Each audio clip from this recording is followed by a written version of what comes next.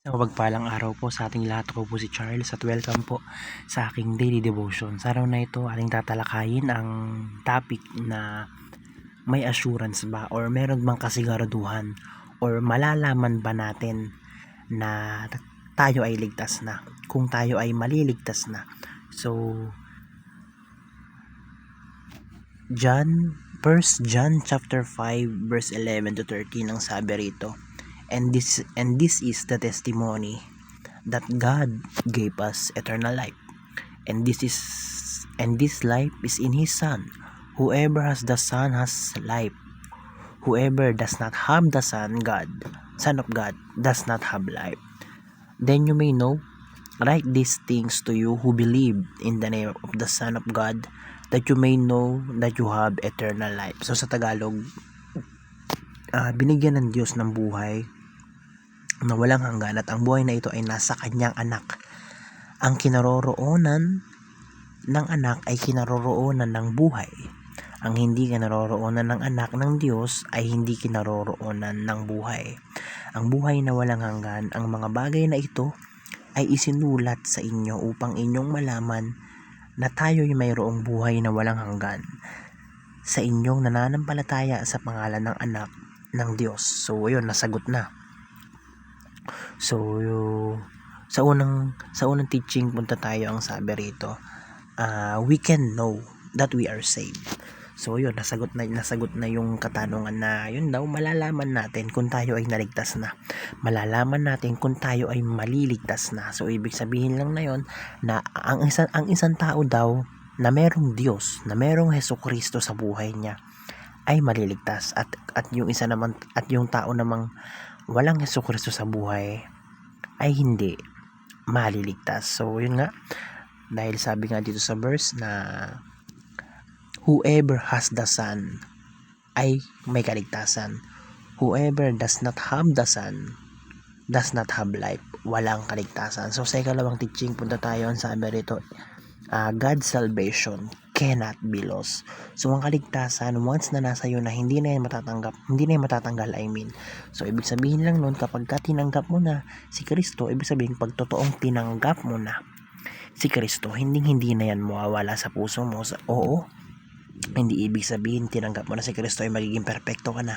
Hindi ibig sabihin tinanggap mo na si Kristo ay hindi ka na makagawa ng kasalanan. Ang ibig sabihin lang nito, makagawa ka pa rin ng kasalanan. Pero ang point doon, dahil nga meron ka ng Hesukristo, mapapatawad ka sa kasalanan na yon.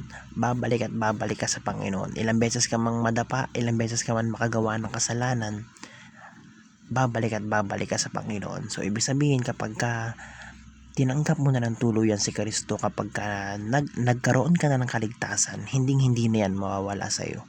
Kahit na anong kamalian pa ang magawa mo, kahit na anong kasamaan pa ang magawa mo, kasi ngayon nga, kahit na ilang beses kang madapa, babalik ka kay Kristo. Yun ay kung totoong naniniwala kay Kristo. Yun ay kung totoong tinatanggap mo si Kristo bilang iyong tagapagligtas. So sa ikatlong teaching, ang sabi rito, the Spirit is the guarantee of our salvation. So by the Holy Spirit, sa pamamagitan ng Espiritu Santo, kumbaga sinelyuhan ng Panginoon yung ating kaligtasan. Na yun nga, dahil sinabi niya, kung sino man ang maniniwala kay Hesukristo ay maliligtas. So pamamagitan nung, kumbaga, yung Espiritu Santo ang gumagalaw, yung Holy Spirit ang gumagalaw para ibigay sa atin yung kaligtasan na iyon. So punta tayo sa unang application, paano ba natin ito may apply sa ating mga buhay. Sabi rito, do not be afraid of sufferings and death.